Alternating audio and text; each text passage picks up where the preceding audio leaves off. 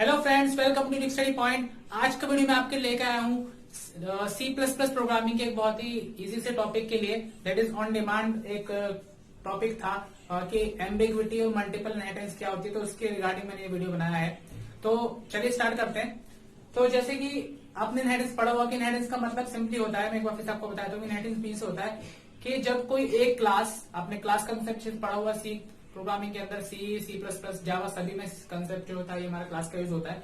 तो क्लास में हम करते क्या है सिंपली इनहेरिटेंस के अंदर, कि जब कोई एक क्लास किसी दूसरी क्लास की प्रॉपर्टीज को इनहेरिट करती है, सिंपली जैसे कि चाइल्ड होते हैं, चिल्ड्रन होते हैं, वो कोई चाइल्ड एक है या फिर जो भी चिल्ड्रंस हैं, वो अगर अपने चिल्ड्रन अपने पेरेंट्स से कुछ प्रॉपर्टीज को इनहेरिट करते हैं, एक्वायर करते हैं, तो उसको हम इनहेरिटेंस कहते हैं। सिंपली आपने साइंस के अंदर पढ़ा होगा। इसी तरह से प्रोग्रामिंग के अंदर जब हम कोई क्लास बनाते हो, किसी एक क्लास की प्रॉपर्टीज को, उसके फंक्शंस वगैरह को कोई दूसरी क्लास जो है वो इनहेरिट कर लेती है, फिर एक्वायर करती है, तो इस कंसेप्ट को हम इनहेरिटेंस कहते हैं।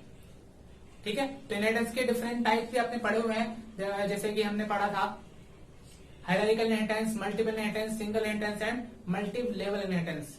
4 टाइप्स की मैंने हमारे पास है।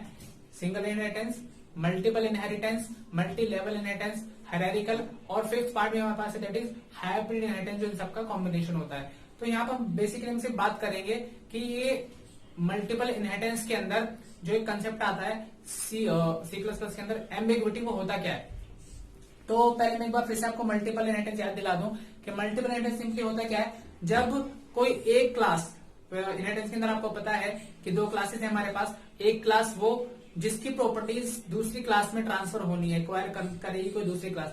तो जिस क्लास की प्रॉपर्टीज एक्वायर होती हैं वो हमारी पेरेंट क्लास होती है, या उसको बेस क्लास भी कहते हैं। और जो क्लास उस क्लास में से प्रॉपर्टी को एक्वायर करेगी दैट इज चाइल्ड क्लास, या उसको हम सब क्लास भी कह सकते हैं, या फिर ड्राइव क्लास। जैसे मैंने यहाँ पर एक छोटा सा डायग्राम बनाया है पहले मल्टीपल इनहेरिटेंस बताने के लिए आपको। सपोज हमारे पास 2 क्लास है, class A and class B. ये दोनों क्लासेस जो है, ये दोनों क्लास है हमारे पास बेस क्लासेस। ये बेस क्लास है, इनको पेरेंट क्लास भी कह सकते हैं या फिर सुपर क्लास भी कह सकते हैं। और तीसरी हमारे पास क्लास है क्लास सी।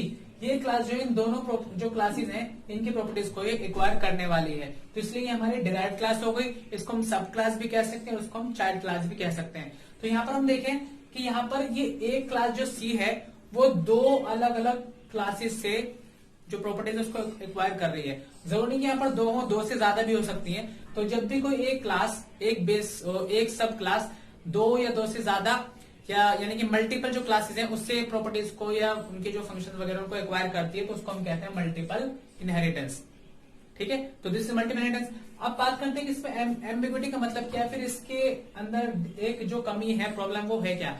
तो इसके लिए हम एग्जाम्पल के थ्रू समझ लेते हैं। देखिए हमने यहाँ पर इस प्रोग्राम में क्या किया, हमने सिंपली एक क्लास ए बनाई दैट इज बेस क्लास 1, उसको हमने मेंबर फंक्शन वगैरह डिक्लेयर किया। उसके बाद क्लास बी हमने बनाई। फिर जो क्लास सी हमारे पास है दैट इज डिराइव्ड क्लास। जब ये सी क्लास इन दोनों क्लास की प्रॉपर्टीज को एक्वायर करेगी, इनके मेंबर फंक्शन को, किसी ऑब्जेक्ट को अगर ये कॉल करती है, तो होगा क्या यहाँ पर। अब हो सकता है कि इस क्लास के अंदर कोई जो ऑब्जेक्ट है जो हमारे पास, जैसे कि फंक्शन है, मेंबर फंक्शन, वो सेम हो। जैसे कि इस फंक्शन क्लास के अंदर क्या हुआ, अगर इस कंडीशन में कि मेंबर फंक्शन दोनों क्लास जो हमारे पास बेस है वो सेम है, तो अगर वो सेम क्लासेस के जो मेंबर फंक्शन है अगर वो अवेलेबल होंगे, तो जब सी क्लास इसको एक्वायर करेगी तो जो कंपाइलर है इट विल गेट कंफ्यूज्ड, कि कंपाइलर जो है वो कंफ्यूजन की स्टेट में आ जाएगा कि वो जो मेंबर फंक्शन उसको कॉल करना है वो कौन सा करना है, यानी बेस क्लास 1 से करना है या फिर बेस क्लास 2 से करना है। तो ऐसी कंडीशन जब कंपाइलर को कंफ्यूजन की स्टेट मिल जाए, यानी कंपाइलर जो है वो कंफ्यूज हो जाए कि इसको बेस क्लास, अगर पास बहुत सारी मल्टीपल क्लासेस हैं, उन क्लासेस में से सबके पास मेंबर फंक्शन जो है वो सेम नेम का बना हुआ है, सेम टाइप का ऑब्जेक्ट फंक्शन है, तो उनमें से कौन से मेंबर को हमें क्या कहते हैं कॉल करना है, कौन से ऑब्जेक्ट फंक्शन को कॉल करना है। तो कंपाइलर के माइंड में कंफ्यूजन आएगी, कंप्यूटर जो हमारा कंफ्यूज हो जाएगा कि हम किसको करें। क्यों? क्योंकि जो मेंबर फंक्शन है, ऑब्जेक्ट फंक्शन है, वो सब दोनों बेसिस क्लास जो है हमारे पास, बेस क्लास ये वाली भी है, दोनों क्लासेस का सेम है, ये ए भी और बी दोनों क्लास के अंदर। तो ऐसी कंडीशन को हम कहते हैं एम्बिग्विटी।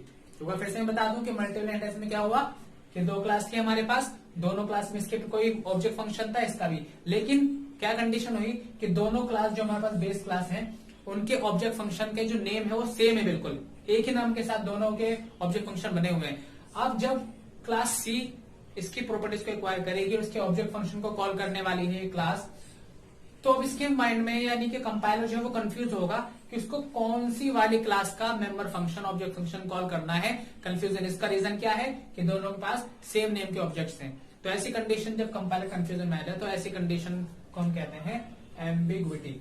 और ये एक बड़ी प्रॉब्लम कई बार थोड़ी सी क्रिएट कर देती है, जो कि हमारे रिलेटेड सीधा मल्टीपल इनहेरिटेंस के अंदर।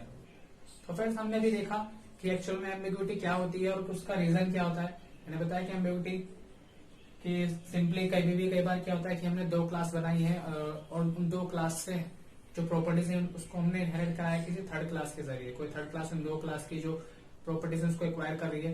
तो जब वो किसी एक मेंबर फंक्शन हमने बनाया दोनों क्लास के अंदर, बेस क्लास जो हमारी है, अब वो मेंबर फंक्शन हमारे पास सेम नेम के साथ है, एक ही नाम से दोनों हमने बने हुए दोनों क्लास के अंदर, तो कंपाइलर जो है कंफ्यूजन में आ सकता है। ऐसी कंडीशन को हम एम्बिग्विटी कहते हैं। उसका हमने रिजल्ट डिस्कस किया था। अब हम ये देखने जा रहे हैं कि उसको सॉल्व कैसे किया जाए। तो सिंपली कभी भी अगर C++ के अंदर हम देखते हैं कि अगर कभी मल्टीपल इनहेरिटेंस के अंदर एम्बिग्विटी की प्रॉब्लम आ जाती है तो उसको सॉल्व करने के लिए हमारे पास एक सिंपल सा तरीका है। उसके लिए हम यूज करते हैं स्कोप रिजोल्यूशन ऑपरेटर का, दैट इज दिस वन। इसको आपने you know well, this is scope resolution operator, जो 4 डॉट्स हमारे पास होते हैं, इसका यूज हम करके एम्बिग्विटी को सॉल्व कर सकते हैं। वो कैसे करेंगे इसको हम सिंटेक्स का देख लेते हैं। सिंपल एग्जांपल, हम क्या करेंगे, कोई भी हमारे पास जो ऑब्जेक्ट था जिसमें कंफ्यूजन थी कंपाइलर को, हम उस ऑब्जेक्ट डॉट के साथ हम यहाँ पर उस क्लास का नेम स्पेसिफाई कर देंगे जिस क्लास से आपको मेंबर फंक्शन कॉल कराना है। हमने क्या किया, फॉर एग्जाम्पल इस एग्जाम्पल को हम देख लेते हैं कि हमारे पास दो क्लास थी, class A and class B. ये दोनों बेस क्लास हैं, जैसे मैंने पीछे बताया आपको इसी एग्जाम्पल में। और तीसरी हमारे पास क्लास सी है जो कि चाइल्ड क्लास है। क्लास सी जो है वो इन दोनों क्लास ए और बी की प्रॉपर्टीज को एक्वायर कर रही है, जैसे कि यहाँ पे पता लग रहा है इसने ये क्या कर रही है, एक्सटेंड कर रही है क्लास ए और बी को, यानी दोनों की प्रॉपर्टी को एक्वायर कर रही है। तो जब ये क्लास इसके मेंबर फंक्शन को कॉल करेगी तो एम्बिग्विटी आ सकती है नहीं, क्योंकि देखो ये जो डिस्प्ले फंक्शन है ये दोनों क्लास के अंदर सेम नेम के साथ है, इसमें डिस्प्ले फंक्शन है इसमें भी, तो कंपाइलर कंफ्यूज होगा। क्योंकि यहाँ पर हम क्या कर सकते हैं, यहाँ पर हमने ऑब्जेक्ट वन तो डिस्क्राइब कर दिया, बट अभी हमने जो बताया कि यहाँ पर हम क्या करते हैं कि यहाँ पर अगर मैंने ये क्लास का नाम ए यहाँ पर स्पेसिफाई नहीं किया तो फिर कंपाइलर को पता नहीं लगेगा कि मुझे ये मेंबर फंक्शन जो है क्लास ए से कॉल करना है या फिर बी से। तो उसको स्पेसिफाई करने के लिए हम क्या करते हैं, इस ऑब्जेक्ट के साथ यहाँ पर क्लास का नेम भी साथ में लिखते हैं, कौन सी क्लास के ऑब्जेक्ट फंक्शन को हमें कॉल करना है, और साथ में हम स्कोप रिजोल्यूशन ऑपरेटर के साथ उस मेंबर फंक्शन को कॉल करा लेते हैं। तो यहाँ पर हमने ऑब्जेक्ट डॉट ए और फ्री ऑपरेटर और डिस्प्ले फंक्शन यहाँ पर लिख दिया। इसका मतलब ये हुआ कि अगर इसको रीड करके कंपाइलर जो है जो डिस्प्ले फंक्शन कॉल करेगा वो क्लास ए वाले डिस्प्ले फंक्शन को कॉल करेगा। इस तरह से अगर हम इसको देखें तो से यहाँ पर स्पेसिफाई हुआ कि कंपाइलर को जो कॉल करना है ऑब्जेक्ट फंक्शन को वो क्लास बी वाले फंक्शन को करना है। तो इस तरह से हम स्कोप रिजोल्यूशन ऑपरेटर के जरिए इन चीजों को क्लास को स्पेसिफाई करके इस एम्बिग्विटी की जो प्रॉब्लम है उसको सॉल्व कर सकते हैं। तो ये था छोटा सा कंसेप्ट की कैसे हम सॉल्व कर सकते हैं। That's it.